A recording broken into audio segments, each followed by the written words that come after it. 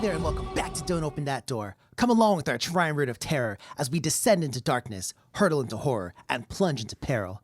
If you've ever been turned on by a voice box, you're in the right place. I'm Justin, and happy birthday, Karita. That's my little sister. I'm Nico, and my New Year's resolution is to become even hotter and even pettier. Well, I'm Dan, and my New Year's resolution is to not kill people. Succeeded so far.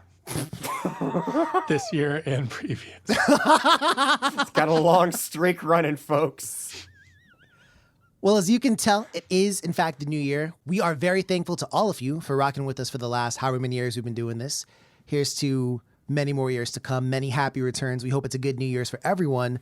But Dan, it is, in fact, New Year's. You know we had to come correct. So what are we reviewing today? We are doing New Year's Evil. You're damn right. You're damn right. Except it doesn't have the cool Capcom thing where they do the title of the movie in spooky voice. Which I think more horror movies should do, frankly. True. Yeah. This was directed by Emmett Alston, starring Roz Kelly as Diane Sullivan, a.k.a. Blaze, Kip Nevin as Richard Sullivan, Grant Kramer as Derek Sullivan, and Alicia Danifu as Yvonne. So we open with Diane Sullivan, better known as Blaze, who hosts a punk rock radio show.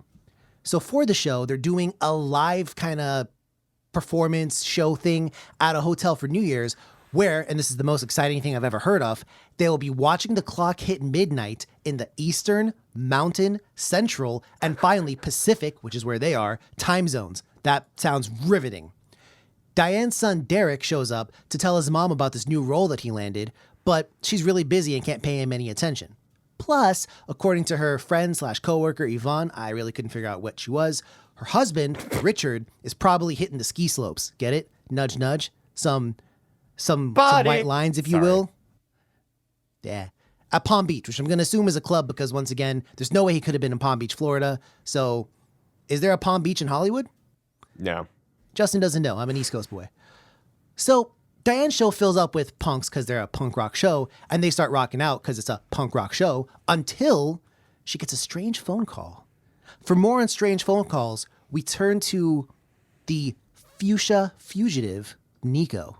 Ooh, love the alliteration. So the mysterious caller tells Diane that he's going to be killing people at the stroke of midnight. The call naturally disturbs her, and she asks for some more cops and security, but they don't believe her. Well, they really should have. We see the killer enter a psych ward, and he uses some insane charisma to seduce one of the workers there. But then he kills her on the stroke of midnight and records the sound. He then calls Diane, telling her that he done did it, and he plays back the sound. The cops start taking it seriously at this point, and they also find a dead body, as follows. Mm-hmm. It turns out this killer plans on murdering someone every time the clock hits midnight in a new time zone. Well, for more on time zones, we go now to our resident time zone expert, because I have been in more time zones than anyone else on this podcast, so it's me. So anyways... How do you figure... Whoa. I have been in more time zones than anyone on this podcast. Name them. Okay. I've been on West Coast time, East Coast time. I've been in Mountain and Central time. I've been all the time zones in the U.S. Same. Plus, I've been in UK time, GMT 0. I've been there too. Mm-hmm. I've been in Japan and Korea. And I've been on Caribbean people time. Give me 8. And that was the setup to the joke. So, okay then. Wow. Anyways. Here we see Justin taking the low road. Notice no one said anything because I've been in more time zones than everyone still. But the cops have really. people. Oh, okay. See more on our bonus episode, Time About Time Zones. It's horror time. Oh, no. The cops have people on the lookout, and the killer strikes again. We see him pick up a chick at a New Year's Eve party, and even though her friend comes along for safety, he still manages to kill them both. We also see the killer start heading towards a new victim because he has another new time zone, but he accidentally hits a member of a biker gang, which causes the gang to chase him. So he, while running away, abducts a young woman, but she actually escapes and manages to survive until the cops show up. So he's forced to abandon the kill, and he just moves towards his last target, who happens to be Blaze herself. Dan, take us home. Well, back at the show, the cops tighten security to the utmost, saying that nobody is allowed in anymore. But that doesn't stop the killer, who is revealed to be Blaze's husband, Richard. What? Well, the cops eventually match some crime scene evidence to the husband, coupled by the fact that nobody even knows how he got in, and then the chase is on. Richard dons a mask and sabotages the elevator and plans on using it to crush Blaze. He gives her a manifesto, which basically amounts to him not liking women or how Blaze treats Derek, and then he begins his evil scheme. Luckily, the cops show up, and Richard is forced to flee, and then he throws himself from the rooftop, killing himself. Derek takes his father's mask and then kills an ambulance driver, so he is the one driving his mother to the hospital. The movie ends with one last radio announcer, this time in Hawaii, wishing everyone a happy New Year's. The end. Well, we have many, many things to talk about, as this was a very deep and intricate movie. So let's get started, shall we? First off, sound. Nico, this movie is punk, isn't it? I'm not gonna lie, the soundtrack kind of kicks ass. It is, I think, unironically the best part of the movie, even though it is extremely cheesy. But like, we've got some 80s rock in here, and I don't know if this is I can't remember if it's an actual band or just someone that they hired to be a fictional band in the universe, but like, they did a really good job. It was a lot of fun. There was a lot of driving rhythms on top of some, shall we say, slow emotional moments where people were absolutely slithering and losing their goddamn minds in the pit, which we'll talk about later. But I can't lie, it was a lot of fun. Dan, what'd you think of this film's rockin' soundtrack and maybe some of its other moments? I liked the rock soundtrack a lot. I didn't like the non-rock soundtrack. Yeah, that's It fair. sounded too much like a weird, like, mystery soundtrack. And it sounded like they were really trying to copy Friday the 13th, except not as well. And they even had one scene, the ka-ka-ka-cha-cha-cha Yeah. at that one part. And I was like, really? Really? I know Friday had just come out fairly recently that same year, a few months earlier, I think. But I don't know. I thought that was kind of dumb to. It's like they weren't even trying to be different about it. It's the Yeah. exact same fucking thing. I agree with you guys. I liked the soundtrack, particularly the punk tracks. I thought were pretty cool. There was an odd moment, and I even had to call Nico because I thought that I was tripping. But they play a really bluesy number, which, okay, sure. And it's kind of more romantic, slow thing. And so, you know, when the punk music's playing, they're kind of doing a little bit of moshing and they're just real kind of frenetic. And then when the blues joint comes on, they don't stop moshing. They just do it slower. So it's just like really weird. It's rather surreal. It's like they're actually in slow motion, if that makes any sense. Yeah, it's like everyone just gave them a bunch of downers or something and then just said, enjoy the world. Oh, Kind of no. reminded me of when we went to see Bimes of Brace, Oh, okay. and that one couple were just like grinding on each other Oh, and like twerking and stuff. At the Oh, That no. was great. Yeah, I don't know why you'd be doing that at a metal show, bro. Funny indeed. Funny indeed. But yeah. And now taking it back to the look of the movie, how did this movie look to you, Dan? I thought it looked fine. I mean, there didn't need to be a lot of like special effects or anything like that because it's Right. a pretty realistic movie. Some of the camera angles I thought were a little weird. I think they did a little too many like close-ups for me. There was a lot of like the really uncomfortably close shots, which work sometimes or in moderation. I just feel like they did it too much, but it was fine. Okay. One thing that I would definitely like to add is they went out of their way, I think, to try and, because I'm pretty sure this was an indie joint back then. And I think they tried to do different things. There was a lot of experimentation, I kind of feel like. And some of it I felt was kind of cool. Like there was one, I like the framing of the scene where they find the second killing he does, which is the second and third victim, which is technically the first pair because there is no pair before that. It was the two girls he picked up. And so I know, I kind of blew everyone's minds with that one. But when they find them, like there's a really cool little moment where like one of them is kind of just like stuck up in a yard. And then another one slides down a slide. And I had to laugh because there's no fucking way you could plan that so that she would slide down the slide right when the cops were there. But, you know, I thought there were some interesting ideas, but I agree with Dan. I don't think all of them really hit. Nico, what'd you think? There were two more things that didn't really hit with me. The first being his fake mustache. Like, as soon as dude put on the fake mustache, it's like it was almost about to be a much different type of movie, if you get my drift. The other being the doctor costume. When he first comes in, like, dude is walking around carrying like a little, almost a mini boombox, like, hello, I am a medical person. Please ignore whatever it is I'm doing here. I'm totally allowed to be here. Please trust me, yes. Like, I don't know. I feel like there's no fucking way that would have worked. Bruh, you'd be surprised how many places you could get into just by being an authoritative white dude. You can walk right in and people will not even question it, bruh. I mean, facts. That is true. Well, past that, I want to ask, and Dan, I feel like you are kind of the person here who would know. How do we feel about Richard, a.k.a. Dick, a.k.a. Evil, as he likes to be referred to?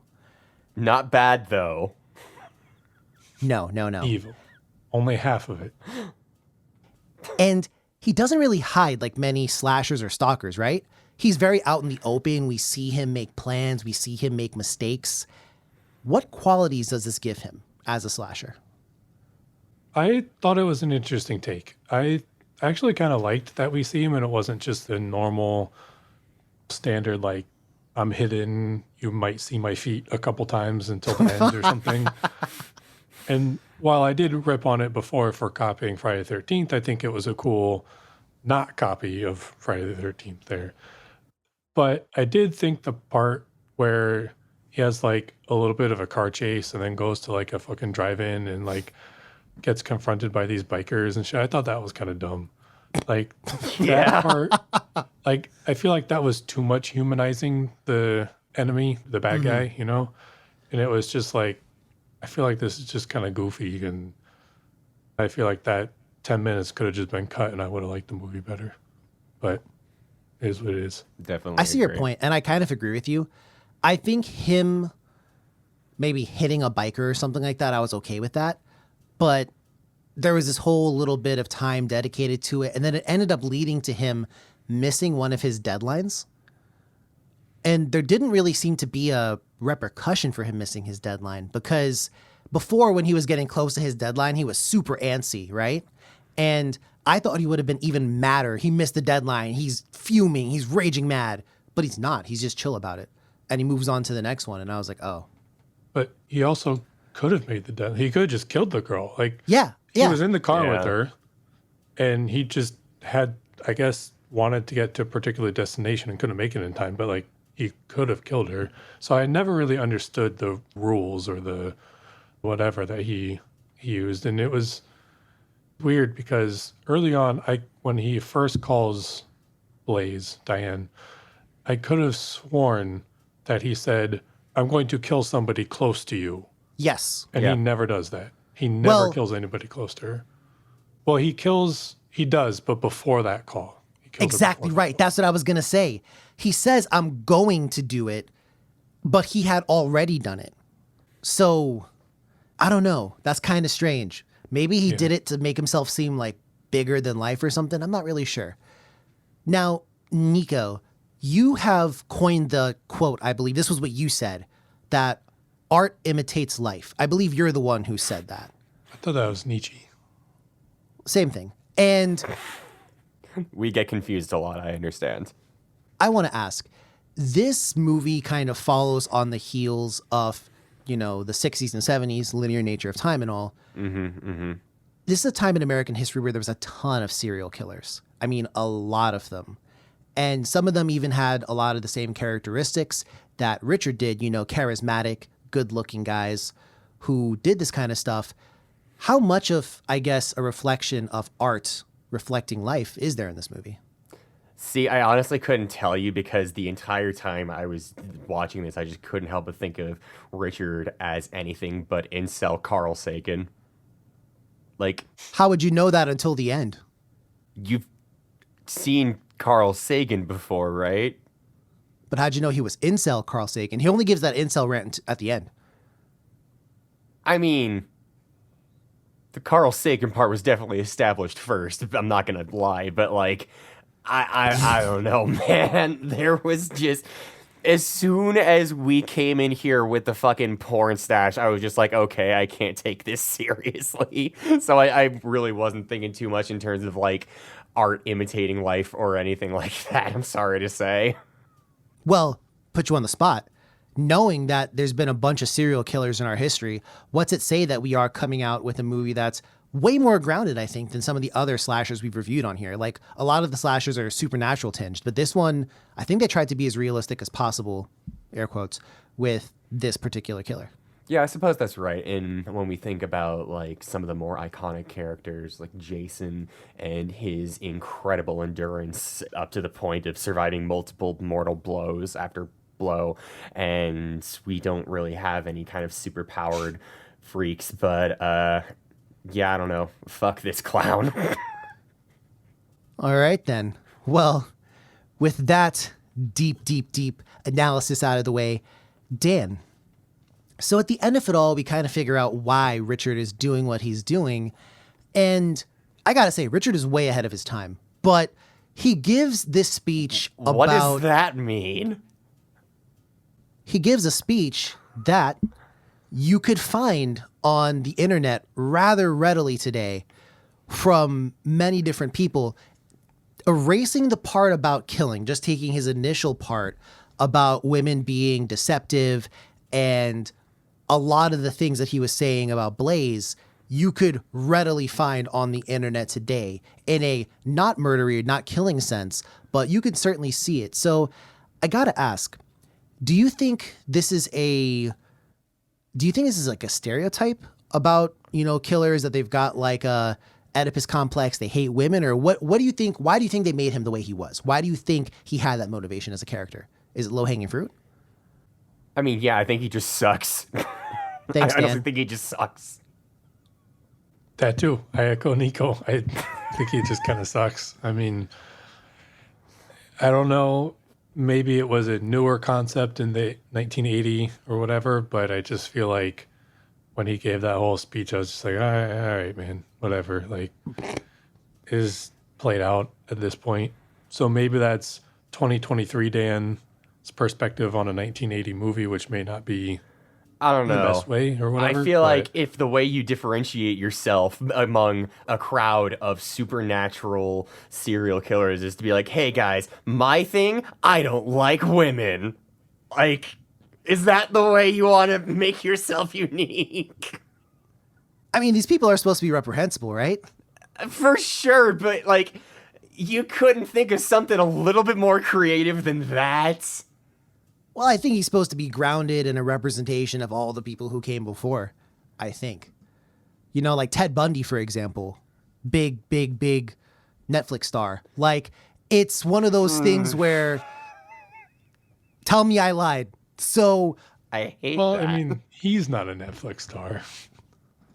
hey, Subject of Netflix subject. yeah, I wouldn't even made that fucking film, bro. But anyways, so the I'm point glad. being, though, is I think it is interesting to see, and maybe I'm looking at this from a little bit of like a criminology perspective at times, but it is interesting to see the similarities between him and what other serial killers have said in the past about like why they did it, or because there are a fair few serial killers that have specifically fixated on women. Like, I can't think of a single serial killer that's straight up fixated on men. They might have killed men, but they weren't fixated on men the way that some of them fixate on women. And it is interesting to see that so close to that happening, they dropped this movie, which is, again, just another one of these things. So I don't know if it was we are creatively bankrupt and can't come up with anything, or if it's we want to try and replicate what people have seen, maybe generate some controversy. I don't know. Perhaps. But another thing that is potentially controversial.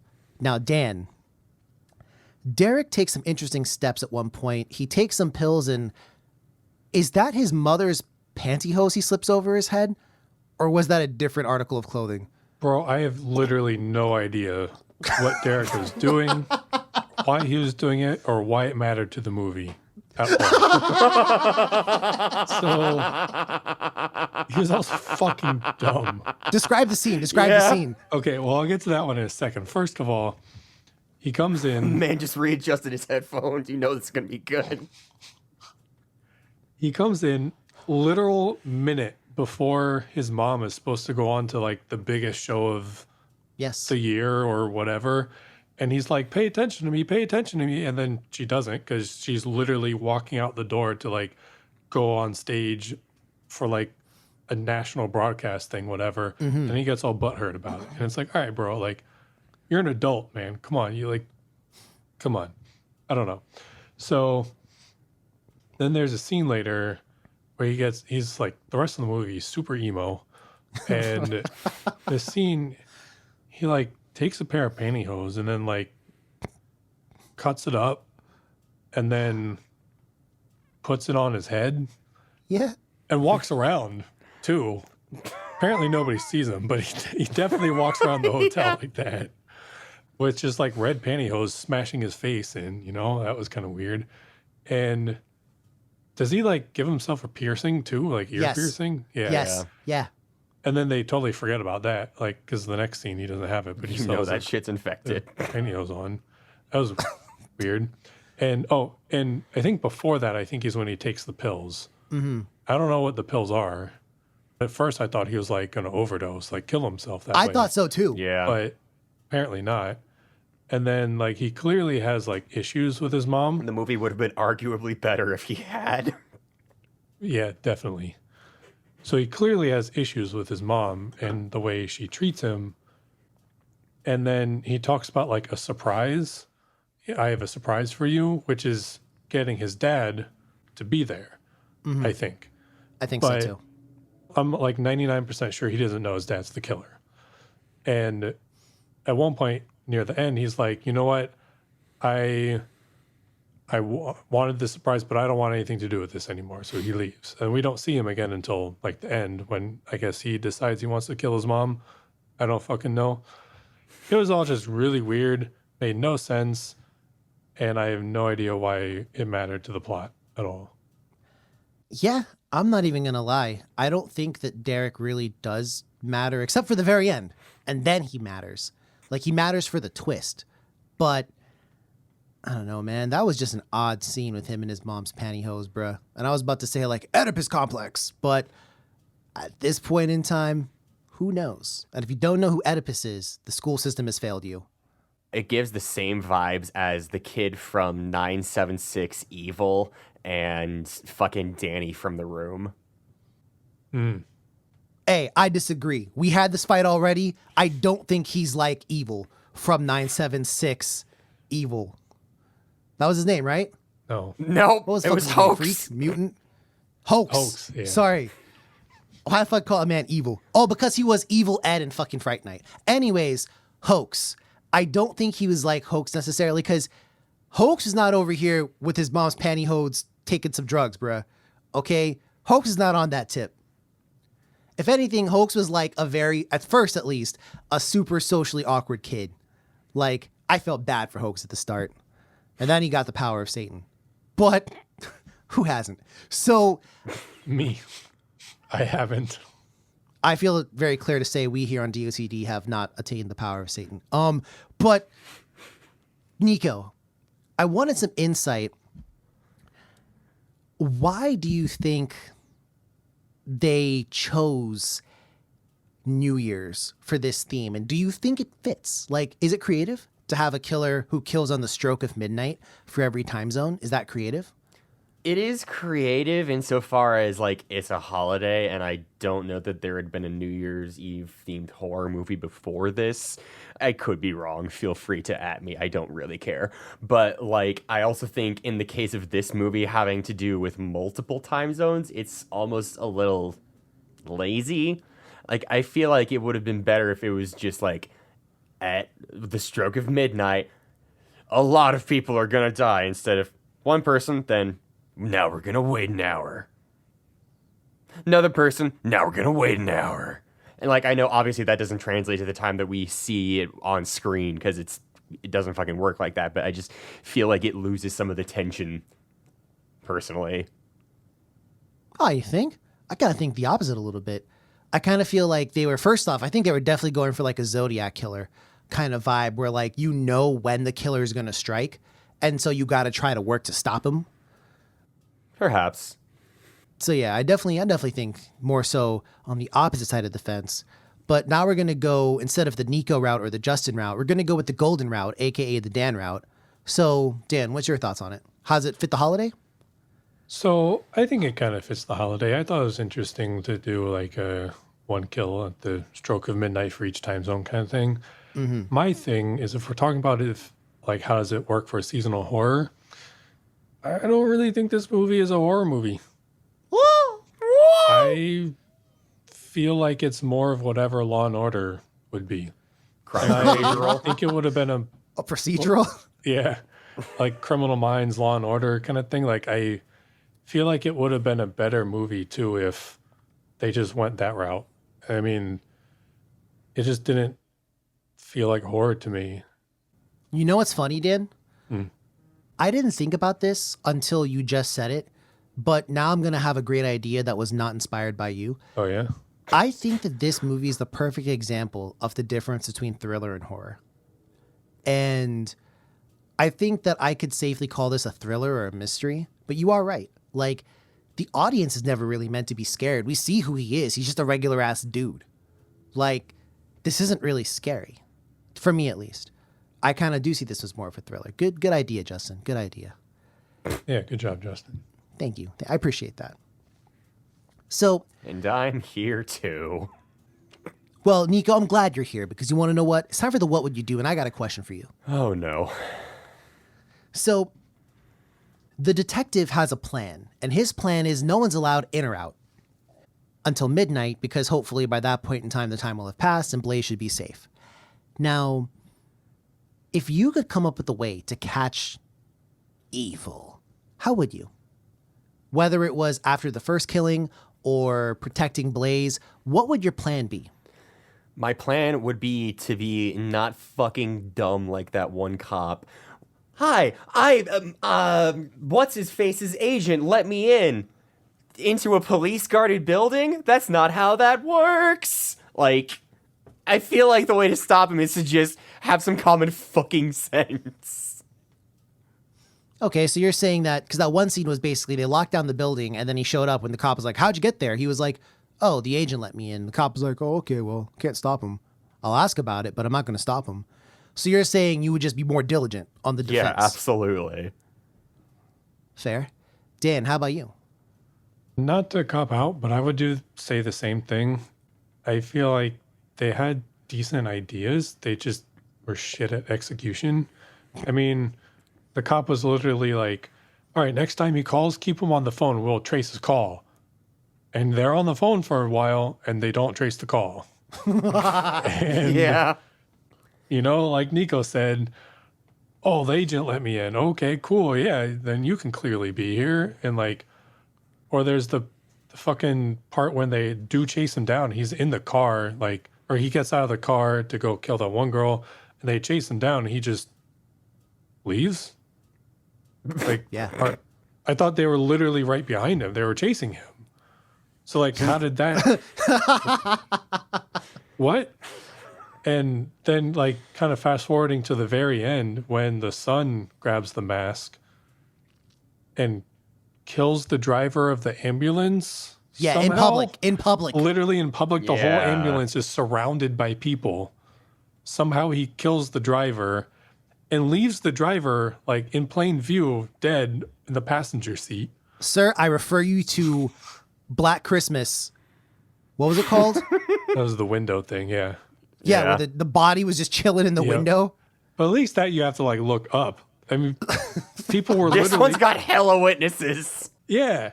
And he's wearing a fucking clown mask or whatever the fuck. Yeah, What chill. ambulance driver wears a clown mask, my guy? That's mad chill, bro. Why you getting hot? That's mad chill. So yeah, as long as the cops did their job, they probably would have captured him. Pretty easily, probably. Okay, well, it's funny that you say that because I would have probably been like, hey, I would have asked her to go back on stage, but I probably would have actually kept a police escort with her. Like, not just one dude. I probably would have kept multiple dudes. Also, real quick, a lot of this movie relies on the fact that Richard is a like supernaturally good elevator technician because he's able to like manipulate the shit out of this elevator. And I'm like, damn, emergency brakes who? Because I know for certain that like there's certain safety standards they have to put into elevators. And I was like, Yeah. okay, this man is like overriding it all with like a screwdriver. So Okay, so my favorite part of the movie is that whole elevator thing, right? So he captures her. Sorry to interrupt you, but I just remembered this. He like lowers the elevator, somehow ties her to the bottom of the elevator so she's like hanging down. And he's like, I'm going to send the elevator all the way to the top and then all the way back down so that you get smashed, right? So first of all, they get all the way to the top, or she gets all the way to the top, the elevator does. And she looks and sees her dead friend in the elevator shaft. Fucking how did she get there? How is she at the top of a fucking elevator shaft? And then on the way down, when he brings it back down, there's people in the elevator. When the fuck did people get in the elevator? When he was tying her to the bottom of the elevator, did people just like walk onto the elevator or something? What the fuck? bruh, I just laughed when the dude was like, what the fuck is going on in this elevator? And this elevator has a stop button, which back when I was in college, someone told me the buttons on the elevator don't actually work there to make people feel better. And maybe, bro, because they're mashing this stop button and the elevator just does nothing. And meanwhile, like Evil sitting there playing 5D chess, he's like, I turn my screwdriver a quarter inch to the left, sparks fucking fly out, and now the elevator's out of control. And I pull out a potato chip. Yeah, pretty much. But no, I was going to say I would give her a police escort, and then honestly, I would have her go on stage and I'd just tell the punks, hey, someone's trying to hurt Blaze. You guys look out for her, right?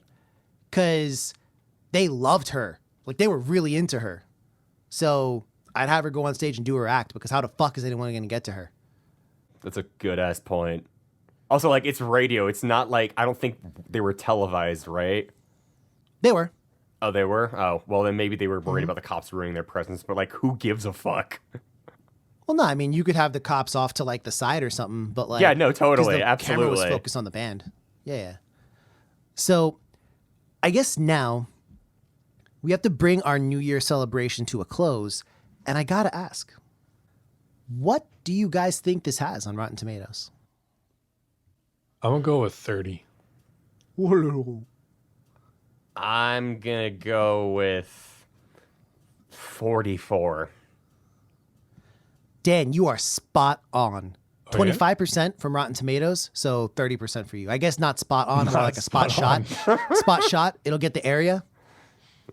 What's that shit that got the stains off the carpet really good? Resolve. It Bleach? resolves the stains.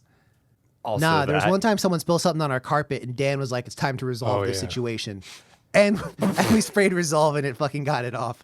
Anyways, yes. Shout outs So no to sponsor though. No probably sponsor me by for Resolve. Though making Resolve, the if you do mess. want to sponsor us, We don't want you to sponsor us. We don't want it. We said fuck dirty surfaces. We are the dirt. well, I now want to take a gander and tell you that the audience score was not as nice, 15%. Which I think this is probably one of the lowest rated movies we've reviewed, but I don't think it's that bad. Why don't you guys give me just one or two lines, and what's your score? I thought this movie was dumb. It was one of the few movies that the movie ended and I audibly said out loud in my apartment by myself, this movie was shit. It just, I don't know. It just, there were so many things that didn't make sense. And I try not to pick things apart in like all the little tiny details or whatever. You know, you have to suspend your disbelief at some point. But there was just too much. It didn't have much suspense to me. It didn't, like I said, it wasn't that horror-y, which, hey, maybe we're judging it based on something it's not. But the pacing was weird. It was only an hour and 25 minutes, but I feel like they could have cut 15 or 20 minutes and been fine. You know, I just did not like it. I'm going to be right there with the audience and give it a 15. That is the lowest thing. It might be. I don't know. Wow. Holy shit. Is that the lowest That's the score lowest thing you've Dan's ever given? rated anything. Damn. Gin? Gin. He's there again. Is right now going to get something that low ever again? Why Gosh things darn go it. around here? I don't know where I'm going with this. Please help. Nico, I'm going to come to you now for your score. And I want to reference the poster, or one of the posters for this movie, which has a calendar of December, which has a man with a knife bursting out of it, just his face. And the tagline, "Don't dare make New Year's resolutions, ... unless you plan to live." So, Well, I plan to live, so I certainly do. I give this,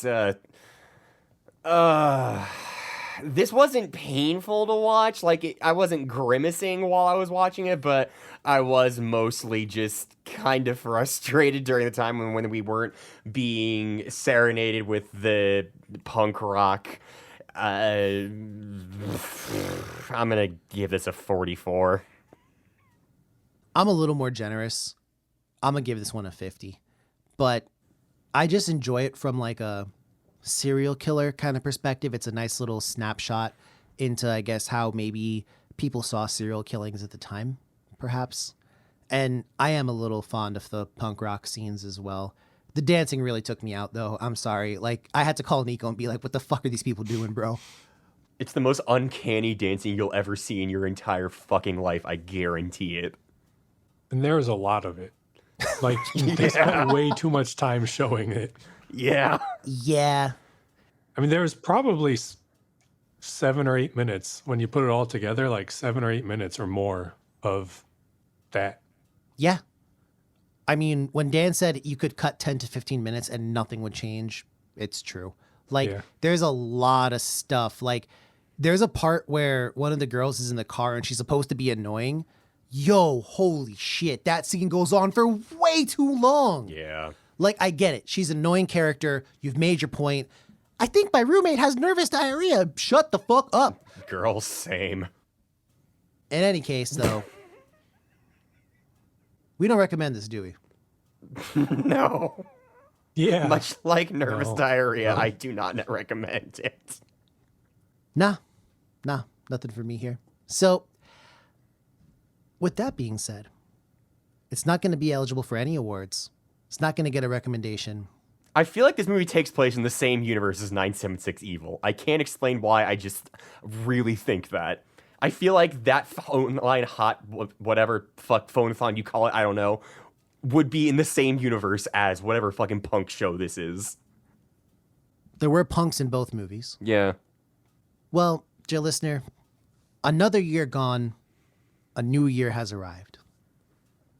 If you want to tell us your New Year's resolution, maybe you like this movie, maybe you don't like this movie. Maybe you want to record your voice using a voice box and send us a Happy New Year. Any one of these is acceptable.